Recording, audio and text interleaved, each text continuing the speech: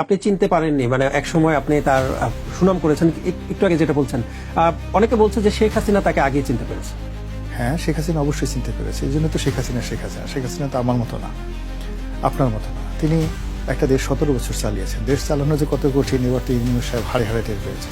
জনাব তারেক রহমান সাহেব 3 মাসের মধ্যে তিনি টের পাচ্ছেন যে কত কঠিন। ফলে 17 বছর পরে এখন তারেক রহমান সাহেবের বয়স যদি 62 বছর হয়, তার বয়স শেখ হাসিনার বয়সী হয়ে যাবে। তো কাজেই দেশ চালানো এত সহজ বিষয় নয়, তারা অনেক কিছু বুঝতে পারে। তো সে বুঝতে পারার কারণে তিনি এই মানিক্য, বাংলাদেশের যে মানিক্য, বাংলাদেশের যে রত্ন, দ্য জেমস, জনাব ডক্টর মোহাম্মদ ইউনূস মাদ্দা জিল্লুহুল আলী, তো এই মাদ্দা জিল্লুহুল আলীকে শেখ হাসিনা ঠিকই চিনতে পেরেছিলেন।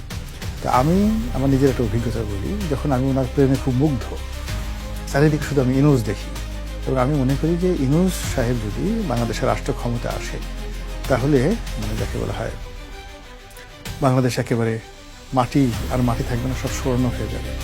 যত বাড়ি আছে সব বাড়িতে খাবার দাবার পূর্ণ হয়ে যাবে, দারিদ্রতা থাকবে না। 303 মতো আমরা সুইজারল্যান্ডে যাওয়া লাগবে না, সব ভালো ভালো আলো বাতাস এখানে আছে। তো এইটাকে ওনাকে প্রমোট করার জন্য আমি লেখা লিখলাম, বাংলাদেশ প্রতিদিন একটা লেখাটি লিখেছিলাম, আর একটা লেখা লিখেছিলাম নয়াদিগন্তে।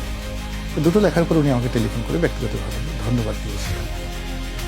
তো সেই লেখাবার ওনার যে বই আছে, উনি করে কি আমি নিয়ে যত ভালো ভালো কথা হয় সেগুলো আবার উনি বই আকারে প্রকাশ করেন। তো উনি আবার ওই আমার লেখাগুলোকে নিয়ে দুটো বই করেছেন, আবার সেই বই আবার আমাকে উপহার পাঠিয়েছে। তো বুঝেন যে আমার প্রেমটা কোন পর্যায়ে ছিল।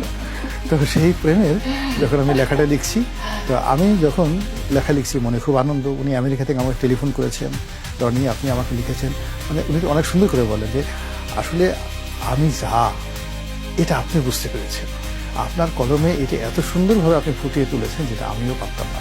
এই কথা বলার পর আমার কাছে মনে হতো যে আরে আমার আর বেঁচে থাকার দরকার নেই, আমার এখন মরে যাওয়া উচিত, আই শুড ডাই। এত প্রশংসা সহ্য করা যায় না। এই প্রসঙ্গে যখন আমি এরকম একটা খুশি মোড়ে, ঠিক এই সময়টাতে একজন লোক চট্টগ্রাম থেকে আমাদের টেলিফোন করলেন।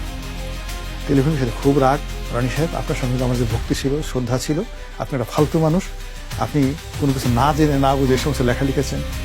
তা আমার এই যেরকম সুখের মধ্যে আমি খুব বললাম যে কী ব্যাপার, আপনি বলে যে আমার বয়স এখন 78 বছর, আপনি ডক্টর ইউনূসকে কী চিনেন? ওনার বাড়ির পাশে আমার বাড়ি, আমি ওনার প্রতিষ্ঠানে ডিএমডি ছিলাম, ডেপুটি ম্যানেজিং ডিরেক্টর ছিলাম। তারপরে ওনার যত কাজ এই সব আমি দেখেছি, সব আমার হাত দিয়ে করা, গ্রামীণ ব্যাংকের সব কাজ আমার হাত দিয়ে করা।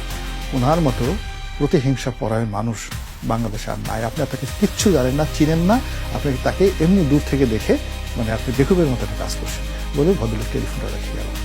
রেখে দেবে, ভালো কথা। আমার এত রাগ হলো, আমার তো তখন বেশ ক্ষমতা আছে, আমার কাছে মনে হলো যে এই লোকটাকে যদি আমি পেতাম, আমি এর একটা 12টা বাজিয়ে দিতাম, আলো ভর্তা করে ফেলে দিতাম। ভালো কথা, ওইভাবে রেখে দিয়েছি। যখন এই ডক্টর মোহাম্মদ ইউনূস ক্ষমতায় আসলো, আমি 3 মাস ওনার দিকে আকাশের দিকে তাকিয়ে থাকলাম যে হারে কত সুন্দর মানুষ।